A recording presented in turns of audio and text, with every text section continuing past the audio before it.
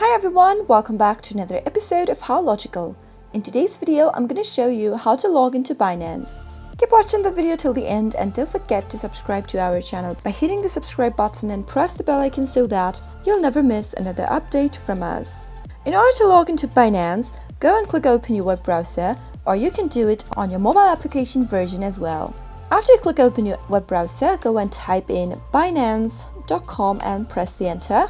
You'll end up in the official website of Binance. In order to log in, go and click on the login button at the upper right corner. If you don't have an account yet, you can start by clicking on the register button and then enter your information in order to create an account now. Once you have an account, you can easily log in.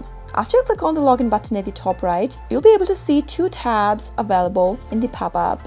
If you'd like to log in with your mobile number, go head over to the mobile tab and select your country from the drop-down and then type in your phone number and type in the password for your Binance account and click on login. After you do that, you'll be able to log in with your mobile number. If you'd like to log in with your email, go to the email tab, type in your email address in the text field. Make sure to type in the email address that is associated with the account, move on to the next tab and type in your password in the text field.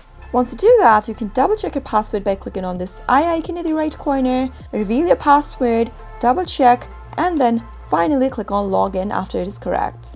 If you're having trouble remembering your password, then you can click on this forgot password link at the bottom and reset your password by following the instructions. Once you type in the correct credentials, click on login, go through a verification process, and you'll be logged into Binance cryptocurrency. I hope you found the video to be helpful.